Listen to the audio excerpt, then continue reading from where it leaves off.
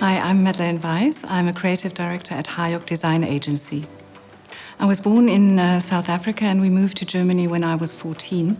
And when we moved here, my sister and I didn't speak German. So in a way, we were quite mute, you could say. And the only thing that I had to guide myself along the German culture was to look at what people express through their clothes, through the way they speak and stuff like that. So I learned quite early that there is another language next to the spoken language, and there is a visual language. And eventually, of course, I learned German, which is why I went to Hamburg University and studied the German language and the history of art there. And during my studies, I had a practical seminar where we had to learn certain programs to understand what the difference is between creativity, between art really, and the effects that someone can just use because the program provides them. Because especially when you evaluate art, you have to know certain rules, and effects aren't really art in a way. And during this practical seminar, actually it was my first encounter with Photoshop, I noticed that it really was fun and it was something that I really got into. And that was practically the beginning of my graphical career. And I never stopped doing that, and I really feel very privileged and love what I do.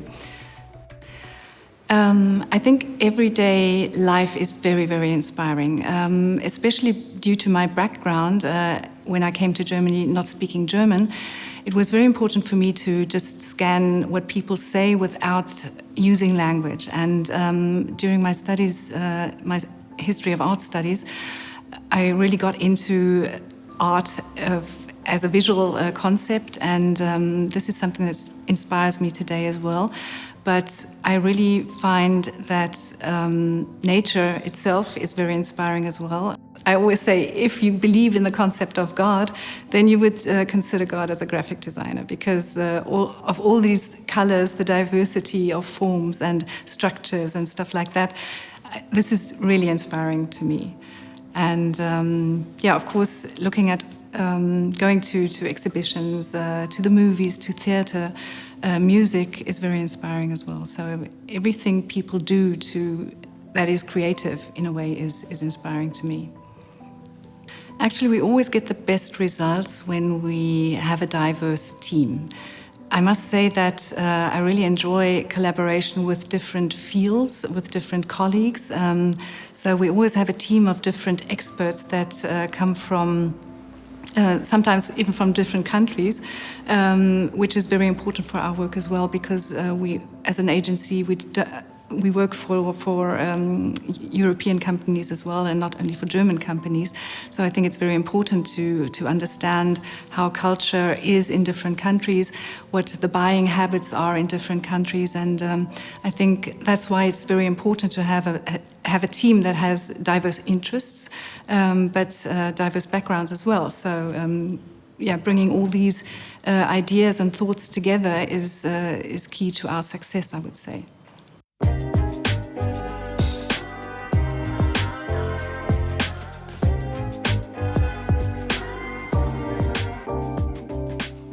I think during the pandemic, people were more aware of how important it is to get closer together. Especially in our work, we also noticed that that we were able to look into the flats of our clients and see them in their home surroundings, which was a very personal basis. And so they saw us in our homes, we saw them in their homes. And in a way, it was relaxing to see that everyone was in the same boat and everyone was just trying to be as professional as we used to be. I think we did profit in a way, and work has changed. So concepts of work have changed, and things have become possible that wouldn't have been possible before pandemic. So we've got colleagues working here in the agency, but we have quite a lot of colleagues that still work from home by choice, not because they have to.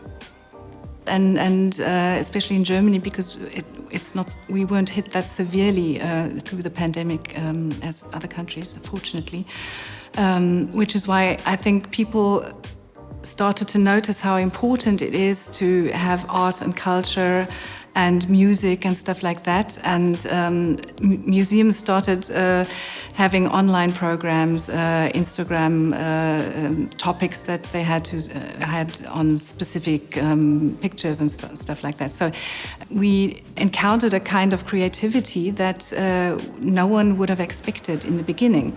At the beginning of the pandemic in Germany, for example, people took to their balconies and started singing and applauding for all the social workers and nurses and doctors. And I think they did this in other countries as well. And this is a kind of warmth that people shared with each other, and they got connected through this. And I think no one would have done that before. So we have experienced new forms of creativity, which I think is very fascinating.